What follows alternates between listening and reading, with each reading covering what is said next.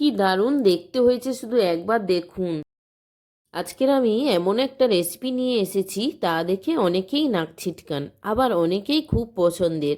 তবে আমি যেভাবে রান্না করি সেইভাবে অন্তত একবার রান্না করে খেয়ে দেখুন। আশা করি যারা খেতে পারেন না তিনারাও খেতে পারবেন।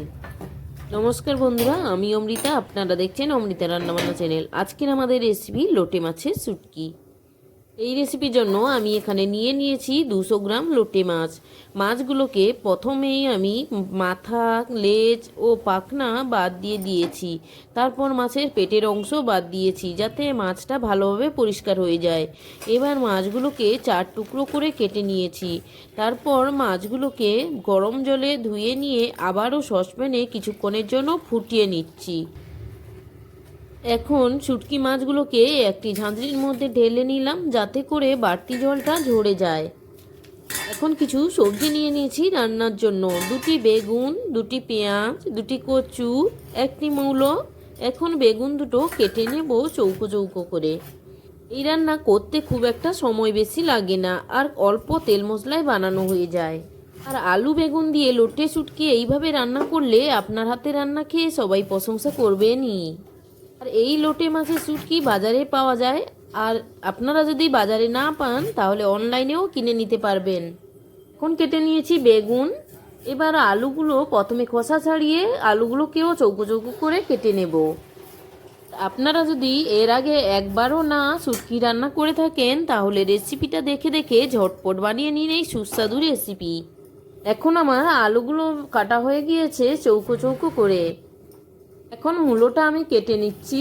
প্রথমে মূলোটাকে মাছ বরাবর কেটে নিয়ে তারপর কেটে নিচ্ছি ছোট ছোট টুকরো করে। শুটকি মাছে মূলো দিলে বেশ ভালো একটা ফ্লেভার আসে। শুটকির যে উগ্র গন্ধটা থাকে, যারা এই গন্ধর জন্য খেতে পারেন না অবশ্যই মূলো দিয়ে রান্না করবেন, খেতে পারবেন। আর এখন কেটে নিচ্ছি কচুগুলোকে ভালোভাবে খোসা ছাড়িয়ে একইভাবেই কেটে নিচ্ছি। আপনারা যারা সবজি ছাড়া খেতে চান অবশ্যই মাছের ঝালের মতো কোনো সবজি ছাড়াই রান্না করে নিতে পারবেন। এখন আমি 2টো পেঁয়াজকে খোসা ছাড়িয়ে কুচি কুচি করে কেটে নিচ্ছি। এখন নিয়ে নেব রসুনটা এই রেসিপিতে একটু বেশি পরিমাণেই লাগবে। কিছুটা রসুন আমি গ্রেট করে নেব, কিছুটা রসুন আমি গোটা গোটা কোয়া রেখে দেব। আর নিয়েছি এখানে 1 টুকরো আদা। একটা গ্রেটারের সাহায্যে গ্রেট করে নিতে হবে আদাটাকে। এখন দেখুন আদাটা গ্রেট করে নিয়েছি, আর এখানে রসুনের অর্ধেকটা অংশ রসুন নিয়ে আমি গ্রেট করে নিচ্ছি। এখন সমস্ত মশলা আমার প্রায় রেডি হয়ে গিয়েছে। চলুন তবে রান্না শুরু করি। এখন গ্যাসের ওভেনটা অন করে বসিয়ে দেবো একটি কড়াই। এই কড়াইতেই আমি পুরো রান্নাটা করে নেব। তার জন্য দিয়ে দিচ্ছি সরিষার তেল। সরিষার তেলে অবশ্যই রান্নাটা করবেন, তাতে রেসিপির টেস্ট অনেক ভালো হবে। প্রথমেই আমি বেগুনটা ভেজে নেব, তার জন্য দিয়ে দিচ্ছি লবণ আর হলুদ গুঁড়ো। লবণ হলুদ গুঁড়ো মিক্স করে তেলের মধ্যে ঢেলে দিলাম। এখন কিছুক্ষণ নেড়ে চেড়ে বেগুনটাকে লাল লাল করে ভেজে তুলে নেব।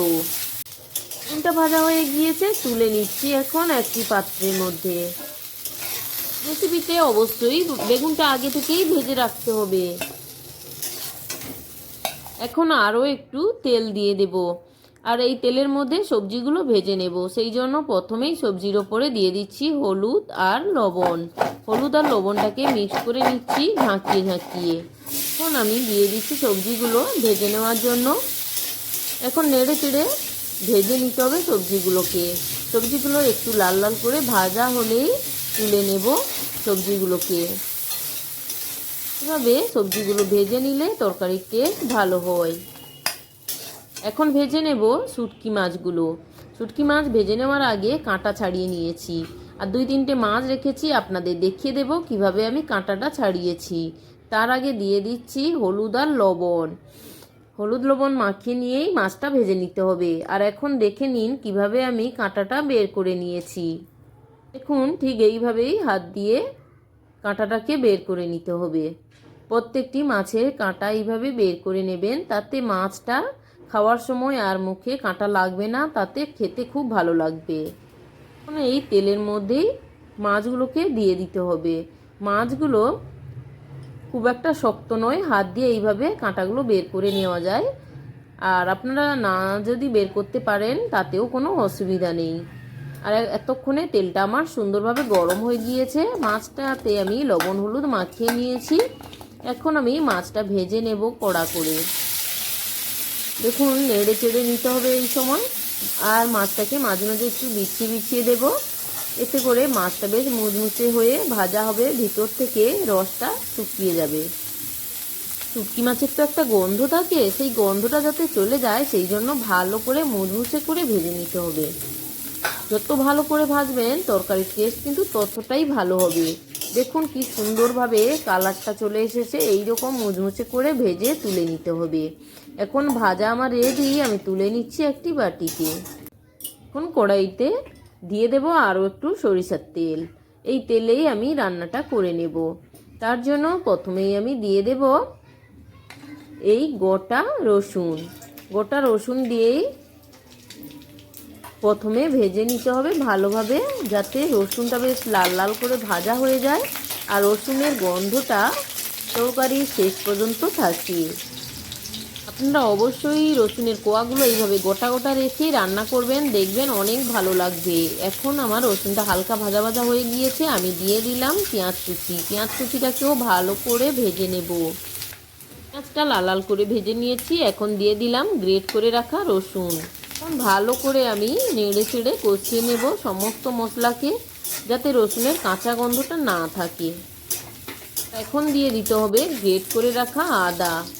যেহেতু মশলাগুলো লাল লাল করে ভেজে নিয়েছি, এই সময় একটা বেশ সুন্দর স্মেল আসছে। এই সময় গ্রেট করে রাখা আদাটা দিয়েও আদাটাকে ভালো করে কষিয়ে নেব, যাতে আদার মধ্যে কাঁচা গন্ধ না থাকে। সমস্ত মশলাকে ভালোভাবে ভেজে নিলে তরকারি কিন্তু খুবই ভালো টেস্টি হবে। এখন দেখুন পেঁয়াজ আদা রসুন সমস্ত কিছু কত সুন্দরভাবে ভাজা ভাজা হয়ে গিয়েছে। এখন এখানে আমি গুঁড়ো মশলা অ্যাড করে দেব। প্রথমেই দিয়ে দিচ্ছি হলুদ গুঁড়ো, এখন দিয়ে দেব পরিমাণ মতো লবণ, আর দিয়ে দেব 1 চামচ লঙ্কার গুঁড়ো। লঙ্কা গুঁড়োটা অবশ্যই আপনারা ঝাল বুঝে শুনে দেবেন। তো এখানে শুটকি মাছে যদি একটু লঙ্কা বেশি হয় তাহলেই কিন্তু ভালো টেস্ট হয়। দিয়ে দিলাম 1 চামচ ধনে গুঁড়ো, 1 চামচ জিরে গুঁড়ো। এখন মশলাটাকে কষিয়ে নেব হালকা হালকা জল দিয়ে দিয়ে। অল্প অল্প জল দিয়ে দিয়ে মশলা কষালে মশলাটা পুড়ে যাবে না। দেখুন মশলাটা কত সুন্দরভাবে কষানো হয়ে যাচ্ছে। মশলা থেকে তেল ছাড়তে শুরু করেছে আর কত সুন্দর একটা কালার হয়ে গিয়েছে। ঠিক এই রকম হলে তখনই দিয়ে দিতে হবে ভেজে রাখা শুটকি মাছগুলো। শুটকি মাছগুলো মশলার সঙ্গে ভালো করে কষিয়ে নিতে হবে। এখন দেখুন আমি বেশ ভালো করে মাছগুলো কষিয়ে নিয়েছি। এখন দিয়ে দেব ভেজে রাখা সবজিগুলো দিয়েও বেশ ভালো করে কষিয়ে নেব মাছ আর মশলার সঙ্গে। মশলা মাছ আর সবজি সমস্ত কিছু ভালো করে কষিয়ে নিয়েছি। এখন এখানে অ্যাড করে দেব পরিমাণ মতো জল। আমি এখানে দিয়েছি 1 বাটি উষ্ণ গরম জল। আপনারা এর থেকে বেশি জল দেবেন না। খুব বেশি জল দিলে তরকারিটা পানসে হবে, আর খুব কম জল দিলে সবজিটা সেদ্ধ হবে না। তো প্রথমেই জল দিয়ে আমি কিছুক্ষণের জন্য ঢাকিয়ে দিয়েছিলাম। 7 মিনিট পর ঢাকনা খুলে আমি নেড়ে চেড়ে দিয়ে দিচ্ছি ভেজে রাখা বেগুনটা দিয়ে দিতে হবে সবজিটা সেদ্ধ হয়ে গেলে। আমার সবজিগুলো সেদ্ধ হয়ে গিয়েছে, তাই আমি বেগুনটা দিয়ে নেড়ে চেড়ে নিয়েছি। এখন দেখুন জুসটা একেবারেই টেনে নিয়েছে। এইরকম মাখো মাখো হলে দিয়ে দিতে হবে গরম মশলা দিয়ে তরকারিটা নেড়ে চেড়েই নামিয়ে নিলেই রেডি। আমার রেসিপি আপনাদের ভালো লাগলে অবশ্যই লাইক এবং কমেন্ট করবেন এবং সাবস্ক্রাইব করে পাশের বেল বাটনটি